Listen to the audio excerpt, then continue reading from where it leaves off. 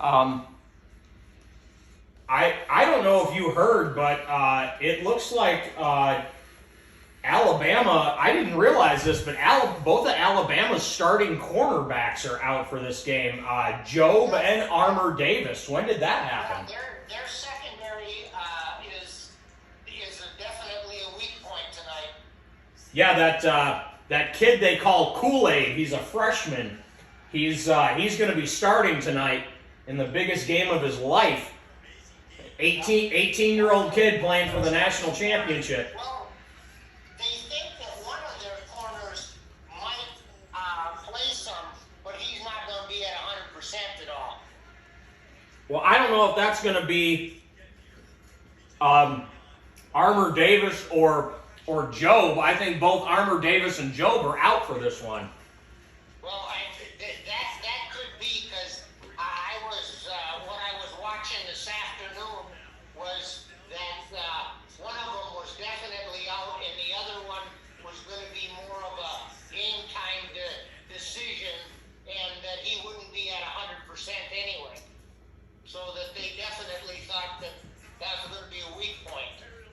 Well, since I've been watching the pregame show on ESPN, Kirk Herbstreit and all those guys are talking like they're not playing, like either one of them aren't playing. So they said that that Alabama's secondary is going to be really young. Now, the good news there is that they're all four-star athletes because it's Alabama. So next man up is still a four-star athlete. It's just he's not going to have, whoever it is not going to have a ton of experience. So that's going to be the main thing. It's not like the guys behind them aren't going to be ultra talented. They're still going to be ultra talented because it's Alabama. But this is the national title game, and they're not going to have a ton of experience under their belt like Job and Armour Davis do. Well, I kind of expect Georgia to come out pretty much on fire, and Alabama better weather that first wave, and then things will settle down. But I really expect Georgia to be higher than a kite for the start of the game. I agree with that. I think Georgia is definitely going to be the aggressor early. Obviously, they've got something to prove, and they kind of smell blood in the water a little bit. They know Alabama is nicked up on both the offensive and the defensive sides of the ball. They're missing their number one wide receiver, Mechie, and I think they said that their right guard and their right tackle are either out or banged up a little bit too. So Alabama's got some injuries going into this game that they didn't have necessarily a couple of weeks ago.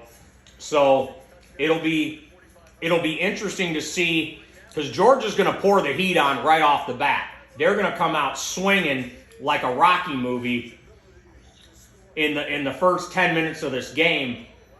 And I think if Alabama can weather the early storm and not go down by 3 scores in the first quarter or the first 2 quarters, then I think we're in for a good national championship.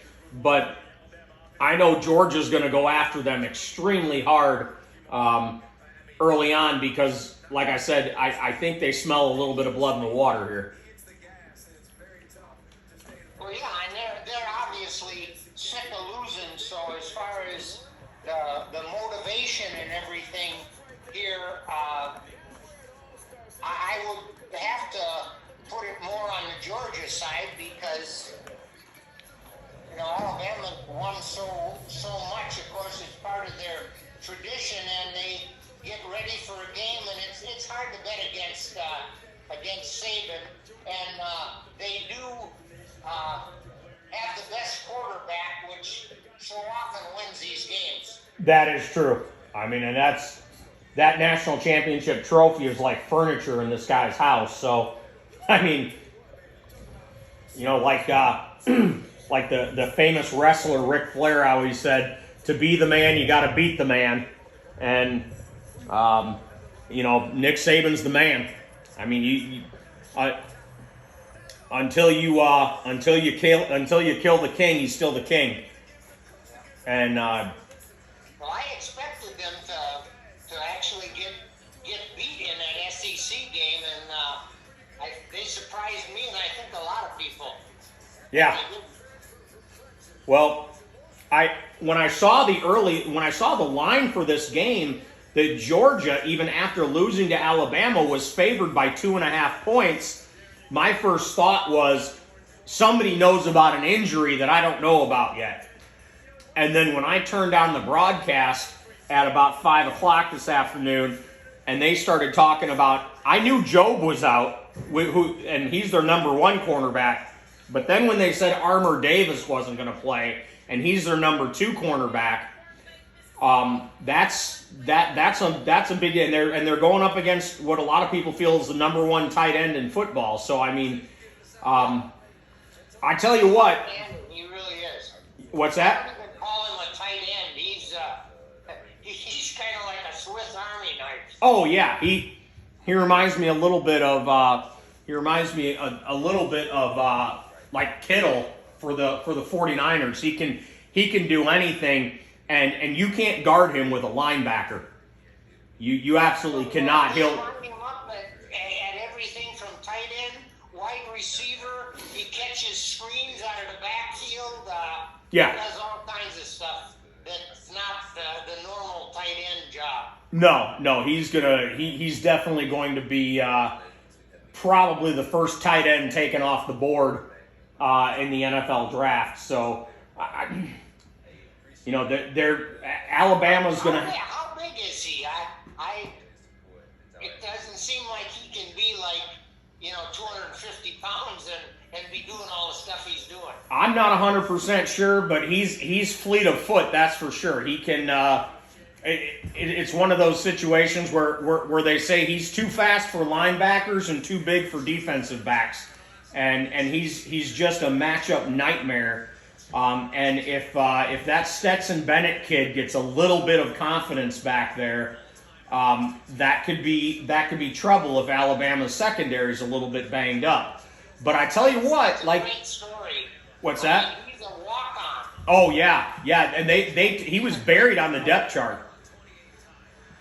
He's definitely a great story.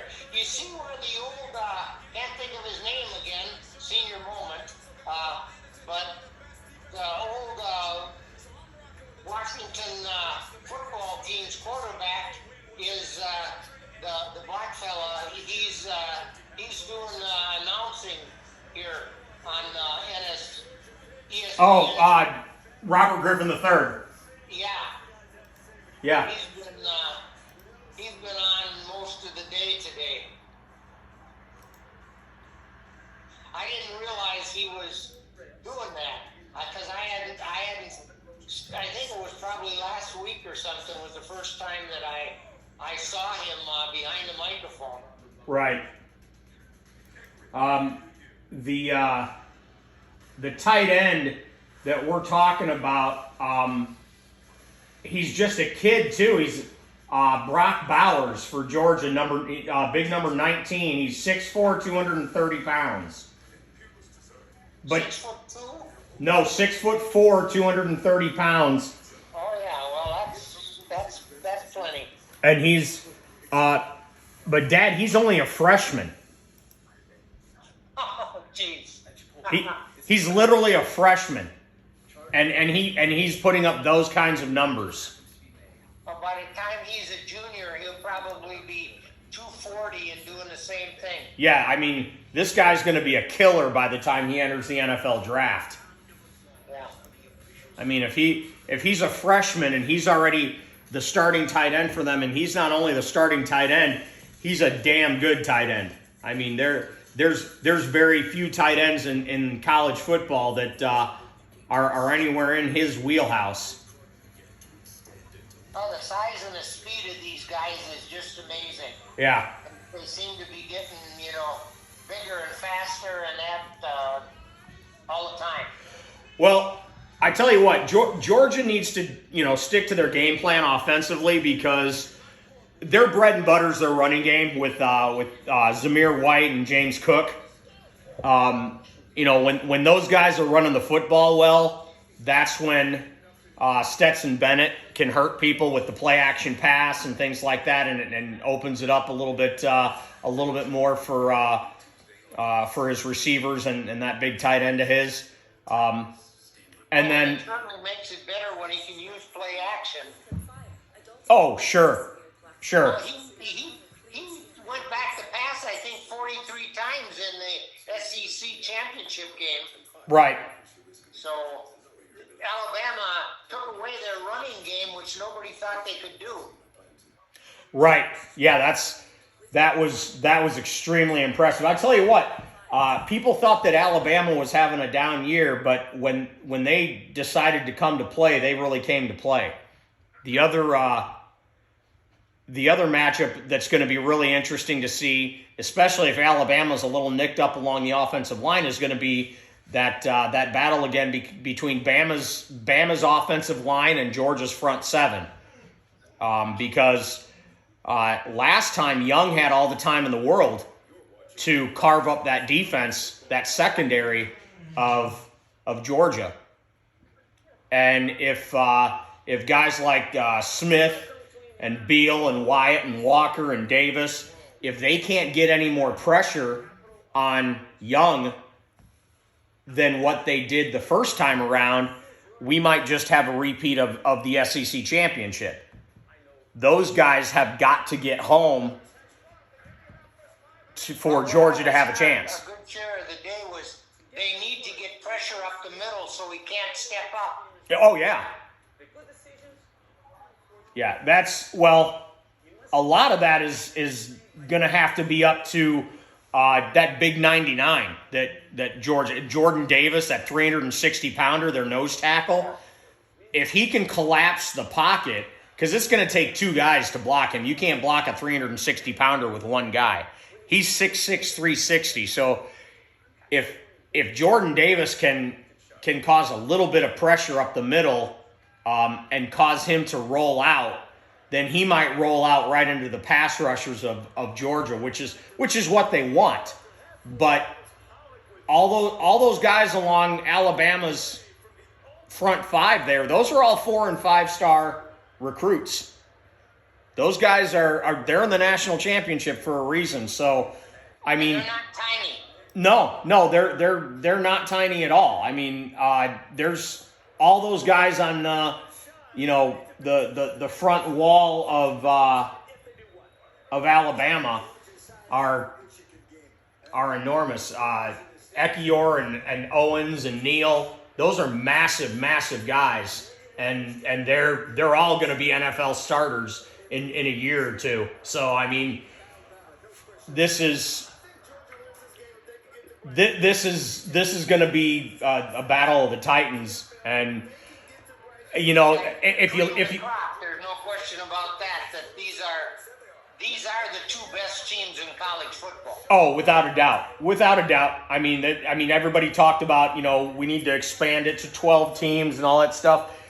And you know what? That'll be nice to see if there's a bigger playoff and things like that. But at the end of the day, Georgia and Alabama are Georgia and Alabama for a reason, and they're the two best teams in college football this year.